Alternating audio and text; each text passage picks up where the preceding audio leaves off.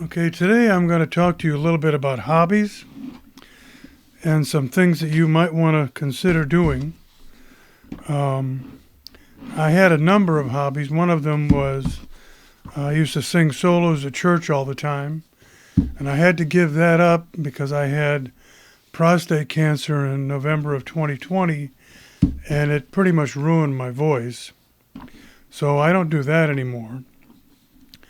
I also had the hobby of recording. I have about 15 microphones here, and I used to go to local schools and universities and record their choruses and their bands. And I had a lot of fun doing that, and I would give them copies of their performances on CDs. And I had a number of two middle schools whose choruses came in first in the state after we started recording them, and the kids got to hear themselves sing, and when we played them back, they started working to get better and better. And that's one of the things that as a musician you have to do, is you have to record yourself, because that's the only way that you can hear what the audience hears. And once you do that, you can start to make playing and performance adjustments to make yourself sound better. And that's exactly what the kids did at school. And by the end of the year, when we started recording them, they got very, very good and came in first in the state. So I felt good about that. And I never charged any of the schools for what I did. It was just a hobby that I enjoyed. The second hobby that I started enjoying earlier on was writing. There'd be no one more surprised about how much I've written than any of my English teachers in high school, because English was not one of my favorite subjects. But over the course of time, I found that being able to tell stories, we used to go camping when our kids were younger, and I would tell them ghost stories while we were camping, and of course the kids loved it. And I was a pretty good storyteller, but the sad part was that I never recorded any of them or wrote them down, so they're long gone. But I then took it up later on and started writing seriously, and I have two books for sale right now, two novels, submitted through Draft 2, the number 2 digital, which you can find online, and I submitted them through them, and I have two novels for sale at about 8 online locations, including Barnes & Noble and Baker & Taylor, that people can buy and download and read off their computer or tablet. So the first one, called The Dreamers, is over 300 pages long. I know that sounds like it's a lot. And the second one is called The Perfect School. It's about 150 some pages, not as long as the first one. And I just got started and started being able to tell some rather longer stories that had some good character development. I've also written two other short stories, two for children. One was called The Frog, and I need to put that one up on Draft to Digital. I also just finished a remembering of a short story that I used to tell our youngest son, Nick, who's now 27, as a bedtime story, and that was called Timmy and Rusty. And it was about two young fifth grade boys. Timmy had a dog, a golden retriever called Rusty, and his best friend Ben lived across the street. They've gone to school together since kindergarten. Ben's father is the head football coach at the high school, but those two boys were inseparable, and they would ride their bikes all over town.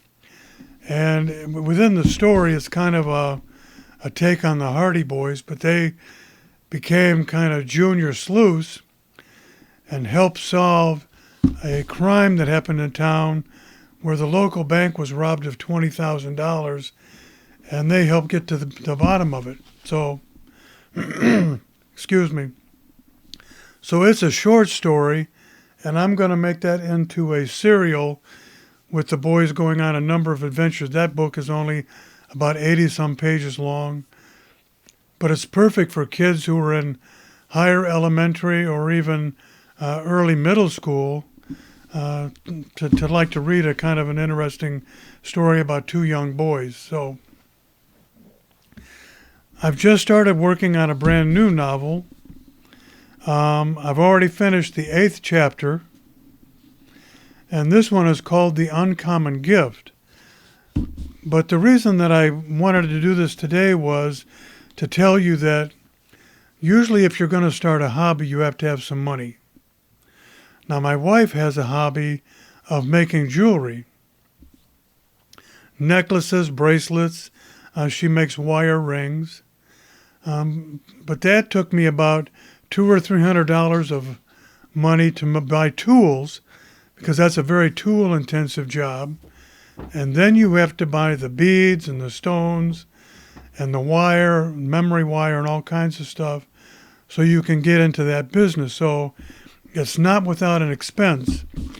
And then you have to hope that whatever you make, that if you're going to sell it to try to recoup some of your money, that people are going to want to buy it. Now, my wife has done a pretty decent job of that, and she's developed a small customer base and started selling some of her things. And I will tell you that for somebody that didn't know anything about the jewelry making business, she's made some really beautiful necklaces and bracelets and rings, and she's done quite well at it. So that's good for her to find her hobby, because before then she didn't have any real hobbies to do. So the question for you is, if you're going to start writing, how are you going to do that if you have no experience? Well, trust me, I had no experience in any of this, but I was a good storyteller. And if you're a fan of watching movies, Netflix, Amazon Prime, any of the regular movies that are out, you'll notice that it's just as easy to make a bad movie as it is to make a good one. And the beginning of all of those movies is what? It's a book. And so somebody has to write the book. Now, maybe you and I will not become the next J.K. Rowling, but I want you to understand one thing. J.K. Rowling was discovered by accident. She had submitted one of her very first books, a manuscript, to an agent unsolicited. So he didn't ask for it. She just sent it in, and it sat on his floor in his office. He just happened to be walking by and saw a stack of things over to the side, and he just happened to pick up her manuscript. And of course, the rest of the Harry Potter saga is history, and how she's become a multimillionaire just by accident. Wouldn't it be nice if you and I could strike lightning in a bottle like that? So, anyhow, how you can get started is just like I did. You come up with a story, and you work to develop it. So, I don't make outlines of where I'm going. I generally just sit down and I start writing. I have some general ideas of what my stories are about. The first story that I wrote, The Dreamers, is about two Christian athletes, both tremendously talented, professional caliber athletes, but it's about the choices that they each make and how one turns out great and one turns out bad, and we get to follow their lives as they develop within this novel. One of them makes it all the way to the major leagues, being a two-way player for the Yankees, and the other one ends up leaving college, who would have had a full-ride football scholarship, and leaves out of something that happened at school, comes back and joins the Army, becomes a pilot, leaves there and goes on to the seminary, and ends up with his life ending very tragically. But again, it's all because of the choices that each of them made, and one of them turned out good, one of them turned out very badly. Now, one of the things the first thing that I do is I kind of come up with an idea of what I want to accomplish within my story. This particular story is called The Uncommon Gift. And this is about a story about an old gentleman who decides that he wants to give back to some young person within his community and try to give them some really good advice, some good life advice, if they will take it. Many of us don't necessarily like to take advice. And oftentimes if we're given good advice, we often don't follow it. And then we're not really sure what to do with it once we have it. Well, that's kind of what this story is about. So the first thing that I did was I had a general idea of where I wanted to go with the story, and I started to write down all of the characters that are a part of this story. And as the story develops, my list of characters gets longer and longer and longer. So we start off with Charles Miller, who's a businessman in town. Bobby Mason is a young middle schooler. He's a skateboarder, and he used to play the clarinet in grade school and was pretty good at it until he discovered sports. And then Mr. Miller decides to see if he can try to convince Bobby to take up the clarinet again and follow a different dream. So he tries to convince Bobby that unless Bobby is going to make money playing baseball or football, there's really not much of a point to pursue it because it's not going to be a career. And for most of us who played sports in high school and in college like I did, we were never good enough to make money at it. And so when you think about all that time that we've spent, it was kind of a waste of time. We might have enjoyed it, but we still didn't earn any money doing it. So then I have this story, and so I generally just work chapter by chapter, and I work just to try to develop the story and try to make it interesting. Most of you have a computer. Words are free, and all you have to do is just start typing. Come up with some idea that you want to write, and then just start. And trust me, your first stories may or may not be good. Try and start out with a short story. Try to convince yourself that you're not going to do anything longer than maybe 30 or 40 pages. But just remember a couple of things.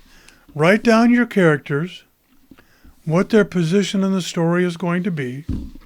If you need to develop an outline, go ahead and do that.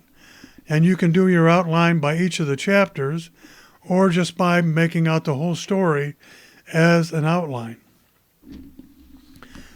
I do all of my stories in Times Roman type. I don't double space it, but I do use 14 point so I can see it easier in my computer. And what I'm going to do is I'm going to read you the first two chapters of this story, and hopefully you'll be able to get a sense of how easy this might be for you to start off. And what I like about writing is that it's free. It's not going to cost you any money to get started. You just have to have an idea and be willing to put in the time and do it.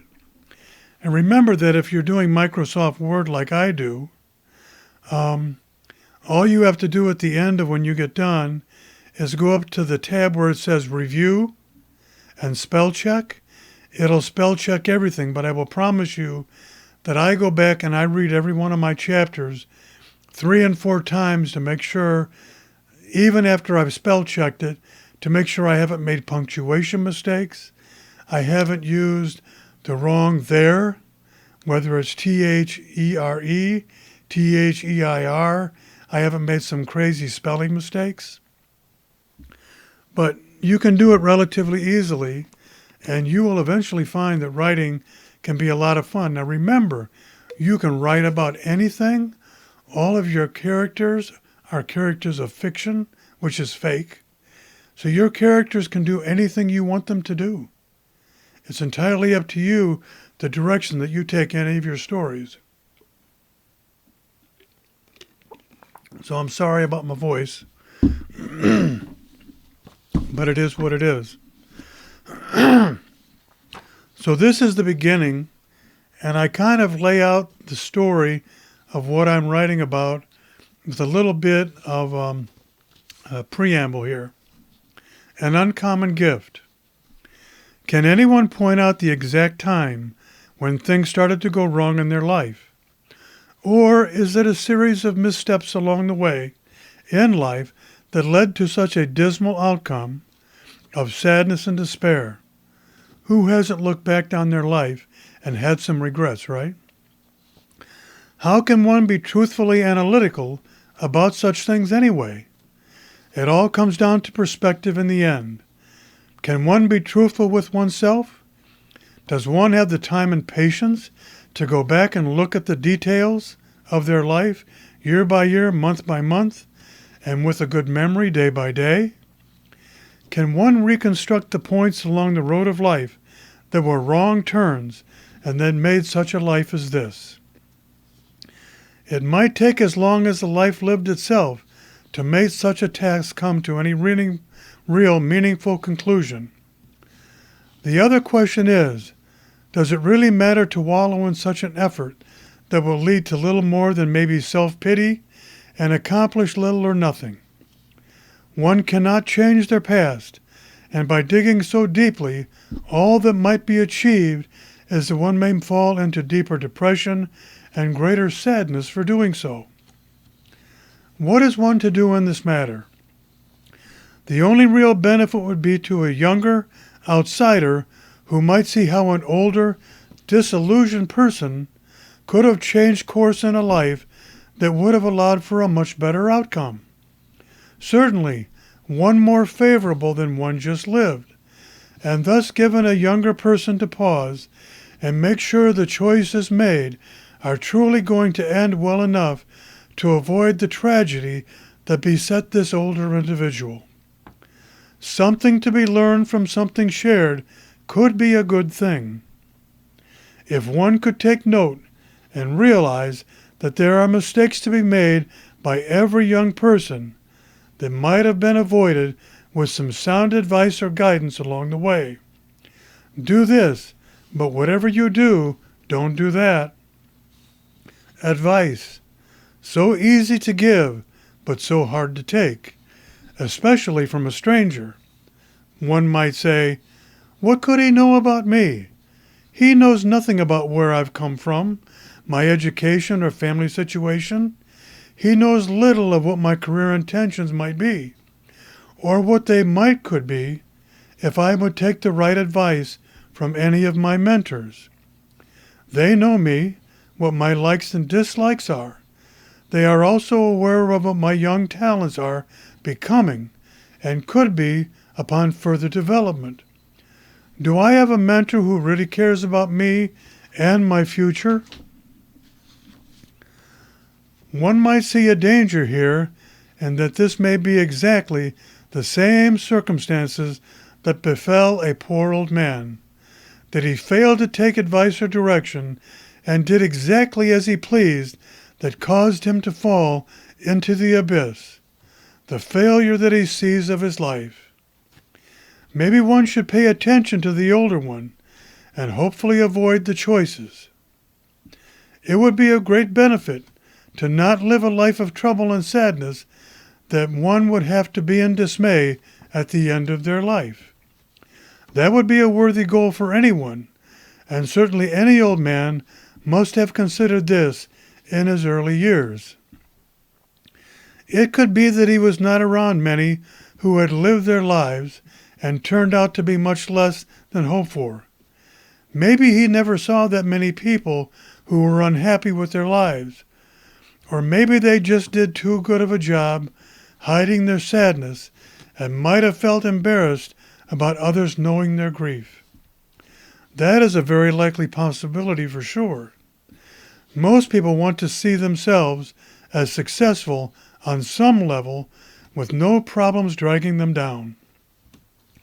It might be a good idea to listen to some older folks and see how and why the decisions were made, when they were made, and what were the exact options that were available to them.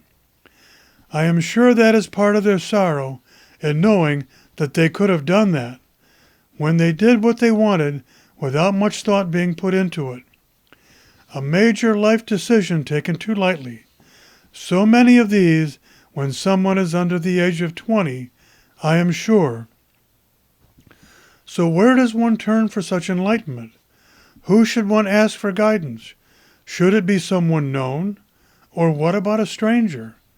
Would a stranger be willing to share such intimate details about their lives and how their personal decisions turned out? Why not? They would have nothing to lose, as it would not be like someone was going to publish their findings and shout them from some rooftop and point out all the mistakes they admitted doing. That would be too cruel to do when one is just asking for help. Maybe one should just observe some older people in a natural setting, in a group possibly, like say at the library or bookshop. What about a concert hall where many successful people might congregate? Someone who looks successful and might have a pleasant countenance about them, one that might return a casual greeting. Would that possibly work?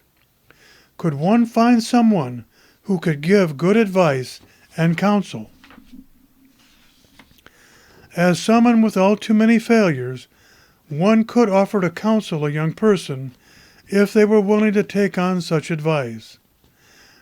Maybe it should be the older person to make the first effort to engage in conversation with the younger person before they leave public education, and then make their right secondary educational choices in where and what they want to study. I think this would be much more likely, and the younger person can immediately choose to accept the help or not, and not waste valuable time with someone who has no interest to help. Of course, today, too many young people from their TikTok, Twitter, and YouTube posts leave little doubt that they are already too smart to need advice and that the world needs to be remolded around their new ideological bent. The dangers that they are already too apparent and dangerous for those who choose to follow their lead. Yet they manage to find a few followers who are more than happy to be led to their doom.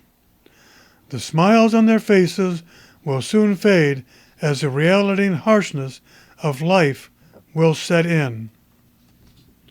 Now we begin chapter 1. A nicely dressed man is sitting on a park bench on a beautiful spring day.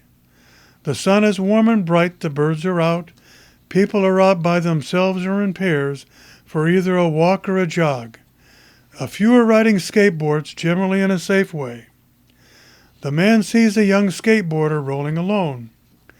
As the skater gets close to the park bench, the gentleman motions for him to come over and have a seat. The young man, somewhat startled, points to himself and says, "Do you mean me, sir?" he states. "Yes, I mean you," said the nicely dressed gentleman. "Please, come have a seat and let us have a chat, can we?" asked the man.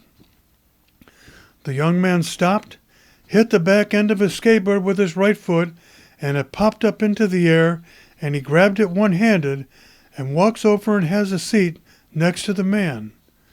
"Do I know you?" asked the young man. "No, I don't think so," said the gentleman.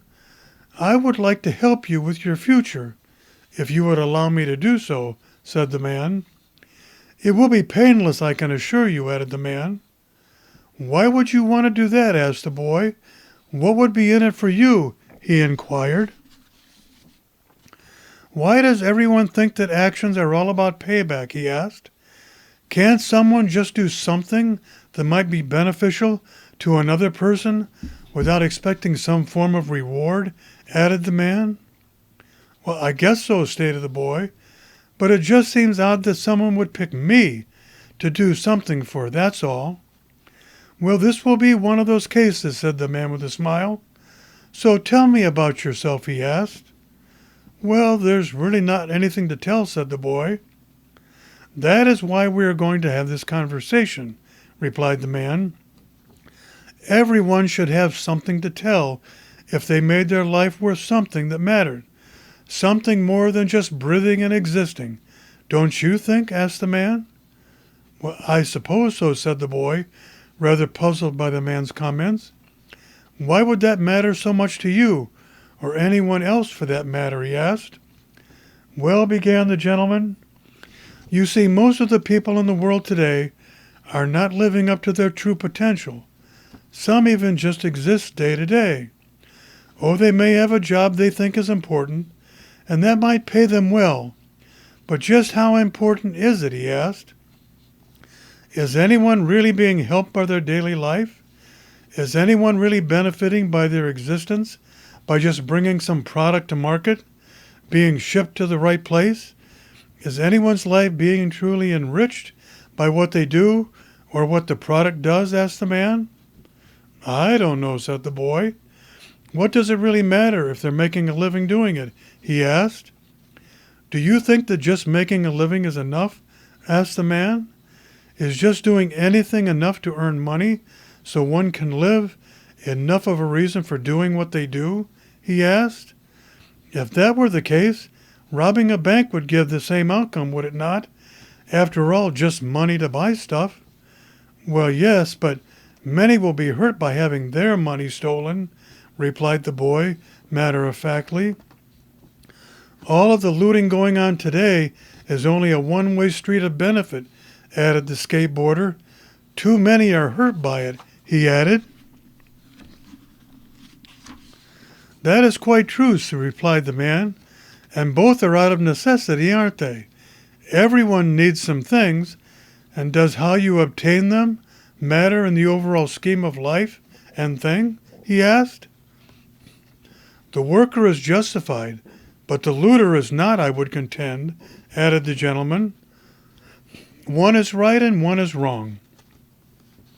So let me ask you a question, said the man. Why do you think the looters do what they do? Asked the gentleman.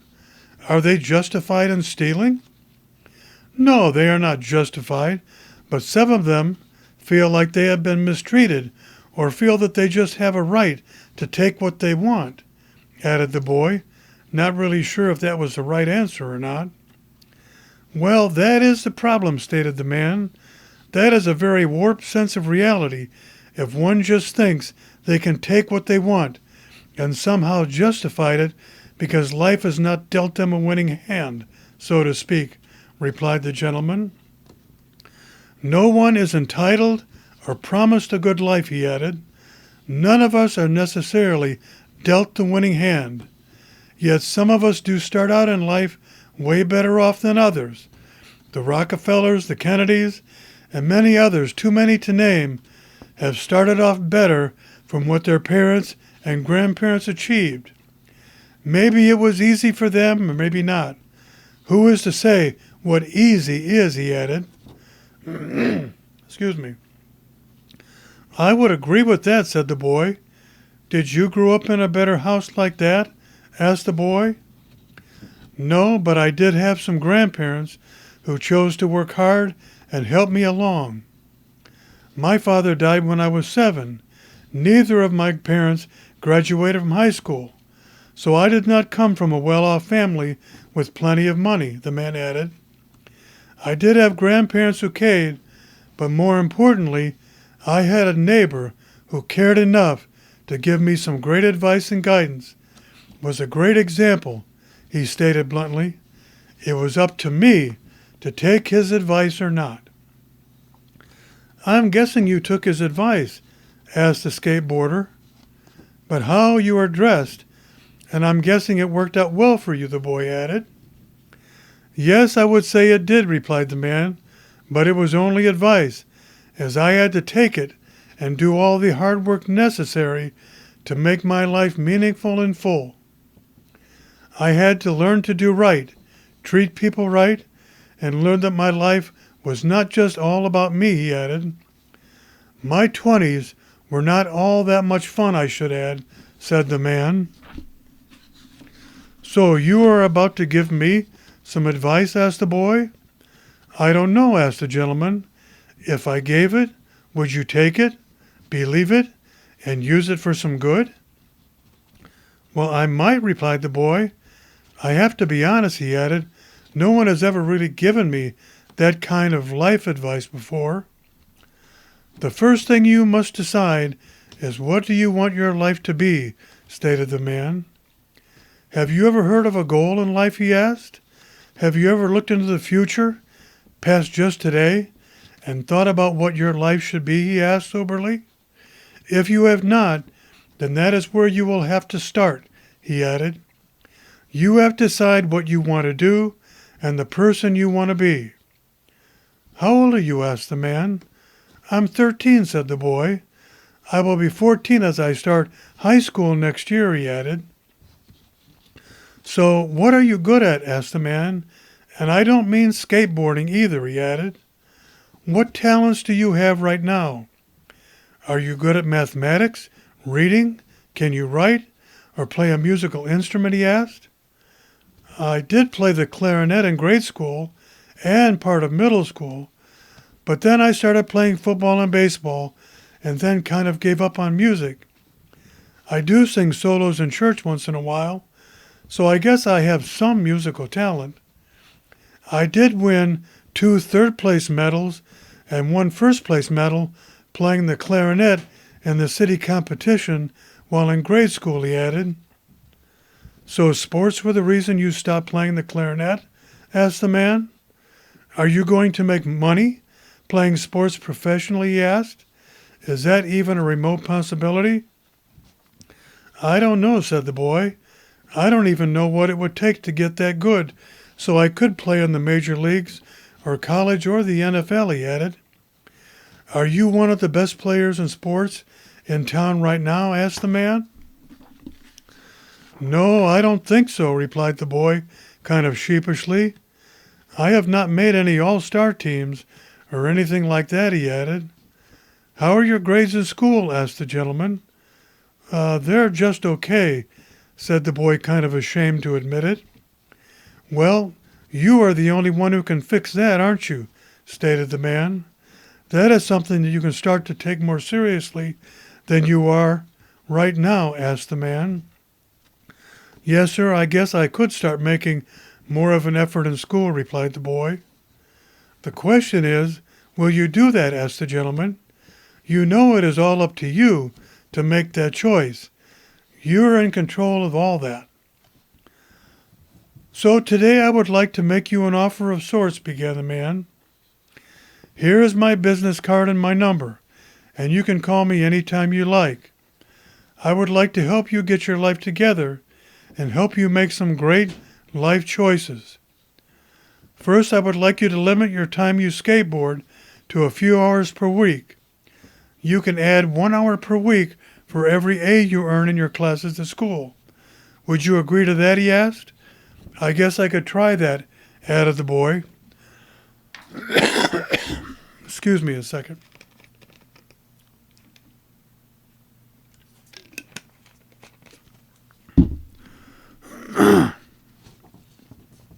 "Second," added the man, "I want you to take up the clarinet again, and I will find you a great teacher who will give you 2 hours per week to help you with your practice. I'm going to buy you a really nice buffet clarinet for you to get restarted in playing. I also want you to sign up for the band at your school, and I want your goal to be for you to improve so much that you will be sitting first chair by your senior year in high school. Will you agree to do that?" asked the man. "You would do that for me?" asked the boy, with great excitement. "I only had a plastic body clarinet in school before, and it was somewhat hard to blow," he added. "Don't worry, as I will get the teacher I choose for you to help with the selection of the buffet clarinet and make sure it is right for you. I know of some number of students at the university in the music department that can use some extra spending money for teaching you twice a week. Will you be able to transport yourself over to the university after school "And during the summer?" the gentleman asked. "I will," added the boy, "and I will use my skateboard time for that transport for sure," he added with great excitement. "This is awfully kind of you to do this for someone you don't even know," he added. "I want you to write down your address, phone number, and your parents' names. Here is a spare business card for them, as I will contact them tomorrow and let them know that I would like to buy them lunch sometime this week and talk about our plan," added the gentleman. "They will probably think this is quite odd, but I will give them some references to make them feel comfortable about this arrangement. Is there anything else for today?" asked the man. "No, sir," said the boy. My name is Bobby Mason," added the boy. "My parents are Bill and Mary," he added. "I am Charles Miller," stated the man. "I own Miller Manufacturing in town. We make all kinds of custom furniture and fixtures for home and businesses," he added. "I don't know what to say," said Bobby. "This is most kind of you," he added. "It is only the beginning," added Mr. Miller. "Let's make this work out for both of us," he added, as he got up from the bench and reached out and shook Bobby's hand. "I'll be talking to you," he added, as he started heading out of the park on the sidewalk. He turned to look at Bobby as he was leaving. Bobby waved goodbye to Mr. Miller as he watched him walking away. This is really some foreshore meeting for chance. Bobby was quite excited. He quickly hopped on his skateboard and headed home to tell his parents what has transpired. He wondered if they would believe what he was about to tell them, and what might turn out to be his good fortune. He was beaming as he skated by. Many people looked at him with very strange glances, as if they might have never seen a boy look so happy before. They probably had not. Bobby arrived home, dropped his skateboard by the back door, and ran inside to find his mom. She was just walking into the kitchen with a dust rag, as she had just dusted off all the furniture in the living room. Mom, you won't believe what just happened to me in the city park," he began, talking 100 miles an hour. "Slow down, Bobby," she said with a big smile. "What has you so riled up today?" she asked. "Well, I met this gentleman in the park who offered me some advice and help," he continued.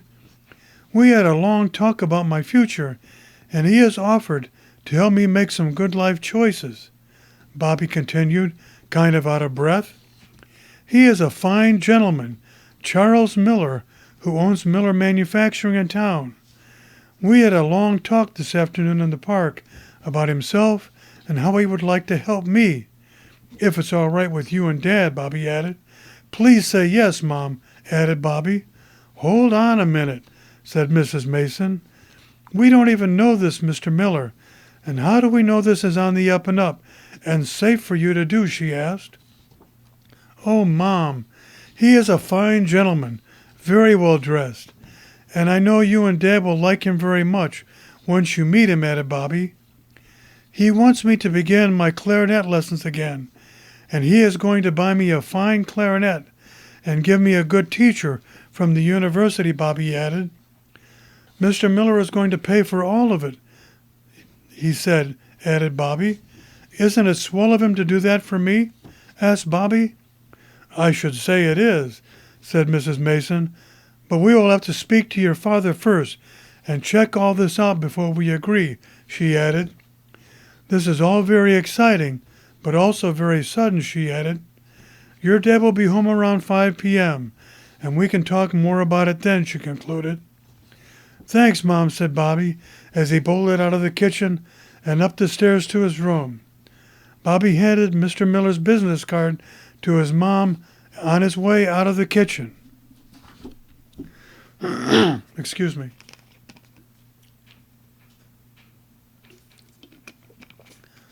Now, I hope as you've been listening to this that you've been envisioning some of what's happened in your mind's eye.